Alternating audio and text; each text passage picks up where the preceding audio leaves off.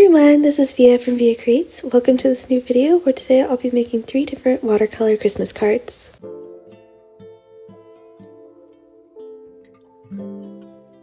This is the second year that I've started a collection of Christmas cards, and I was commissioned by my grandmother for these ones in particular. So the theme is generally just the biblical version of the Christmas story. And I wanted to do these in a stained glass design because I love the artistry that is in stained glass, and I think it really fit perfectly with the theme. It's my first time trying this type of effect. I looked at so many reference images, watched so many videos because I was like, how do you even do this? But I just kind of drew a picture and was like, this looks like it might work, and I kind of just learned as I went. So here's how I started the first card, which is the Christmas star. I did a nice yellow wash on the background because I really wanted it to kind of have this almost glowing effect as if it would be light through a real window.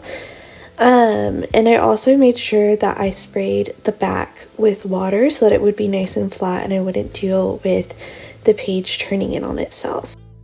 So after I did the background wash and kind of let it dry a little bit, I went in and I started painting the star itself.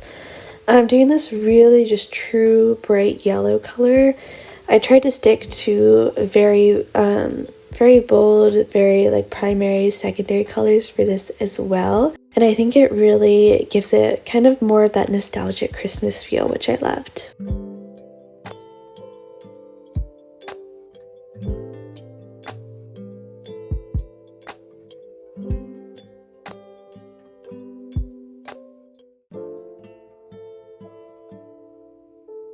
Because the star is such a big focal point in this card and because it's so geometric, I did take a lot of time at the beginning to measure out before I started painting.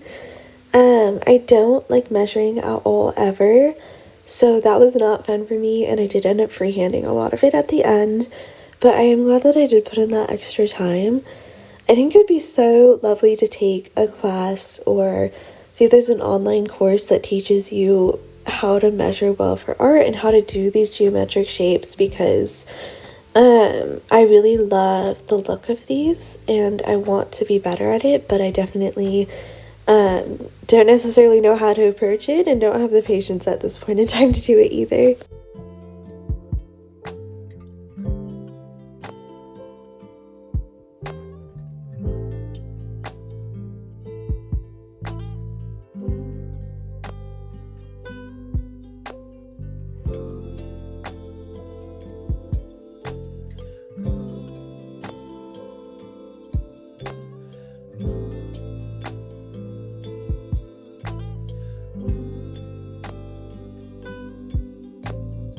For this first card, I individually colored in each shape, and I will admit I do love how this effect turned out, but it was so time consuming. So you see my later cards, I just did one background color for everything, and then I went in later and kind of added in different washes on each shape to get a little bit more of that variety. Now, I do like how the sky turned out most in this one, so I think if I were to do a stained glass painting again, which I would love to do, I would probably try this technique and just realize that it needed to take more time and just go into it with that knowledge. But I think this turned out so pretty, and it was very meditative to do this. It kind of felt like I was doing a coloring book or even a paint by numbers. I just kind of either had my friends on the phone or was listening to podcasts and music and could just turn off my brain and color, so the overall process was really enjoyable. So now it was time to do the outlining, and I used black ink instead of paint because the ink won't move after it's dried, so then if I did need to go in and add in more watercolor, I wouldn't have to worry about the ink smudging or messing anything up. Of course, this meant that I had to be really precise with the lines because you can't really erase it as well as you can with watercolor. You can't move the pigment around. So it's so nerve-wracking, especially with these straight lines, and I have really shaky hands. So I was trying to steady my hand on, you can't see it in the frame, but I took my gouache kit and I steadied my arm on it so that I had some support on the page and was still able to move around my wrist in very clean, sweeping lines. Obviously there's still some mistakes where the ink, I put a little bit too much on the brush, didn't wipe it off enough. You can see those, but overall I don't think it takes away from the effect of the painting.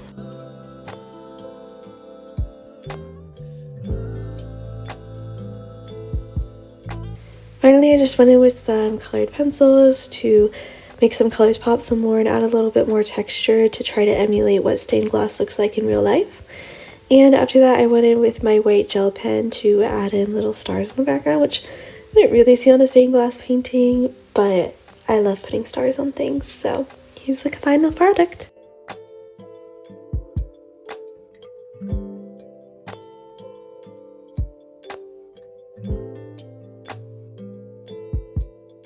This is definitely the most abstract painting in this collection.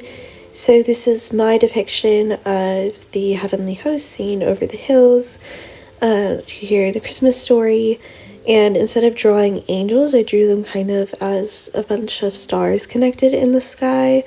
I wasn't sure how it would turn out, but I asked my mom and she said it made sense, so I think it's good. And so I started with the same thing again. I did a light yellow wash in the background. And as you can see, I did do a full blue color in the night sky instead of doing each individual shape. I did a little bit more of a purpley blue this time because the first one was a little bit more of a green blue. Just to add some contrast and I think make it seem a little bit darker. And I did mix in different colors of blue throughout.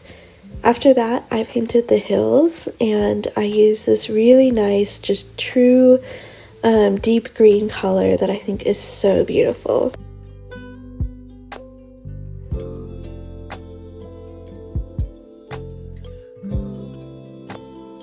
I went in with kind of a darker pine green on the hill that's in the foreground more, just to add some more contrast and to differentiate between the two hills better, even though I will be outlining them later. Then I started doing the ink outlining. This one was a lot more freehand. I did draw the shapes in the background so I could still see them through the paint, but sometimes I just changed it up a little bit as I went. And yeah, this one I think overall came out a lot more clean. I was a little bit more practiced with how the ink would flow. So I didn't have as many opportunities where the ink kind of spread out too much.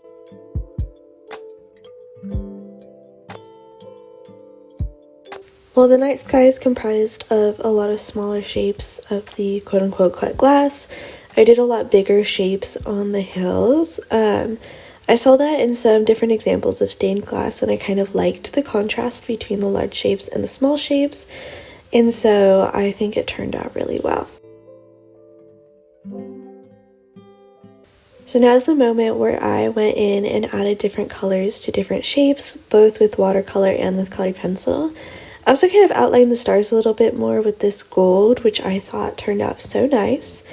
And lastly, I added more little stars.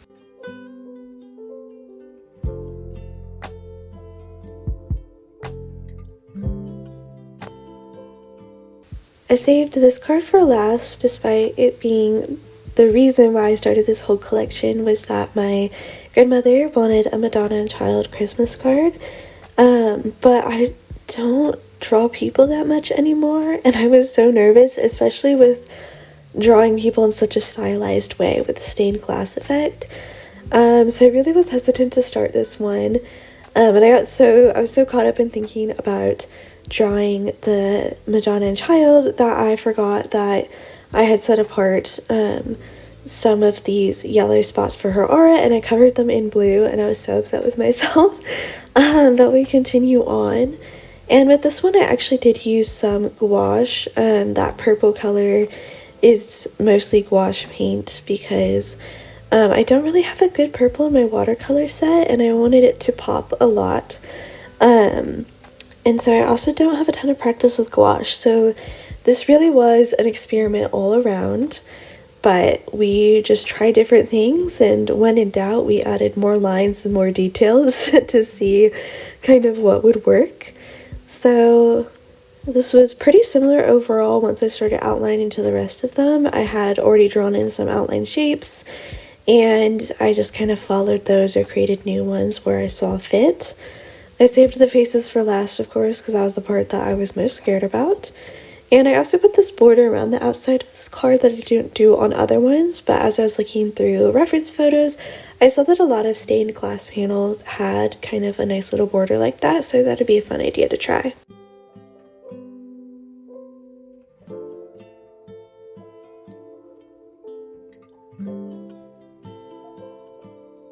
I think my favorite part of this card is how the fabric flows. I do love drawing clothes, love drawing flowy fabrics, and so it was really cool to find ways to demonstrate that something was soft and it was flowing with kind of these big blocked in shapes.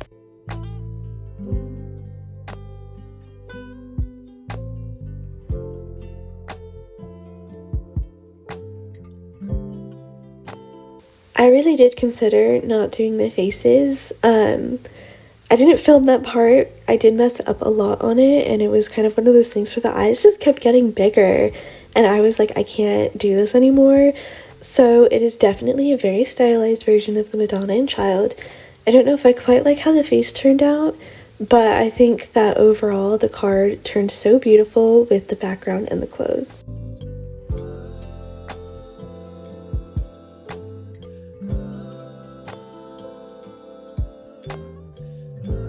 Thank you so much for watching this video. I hope you enjoyed it and have a wonderful holiday season.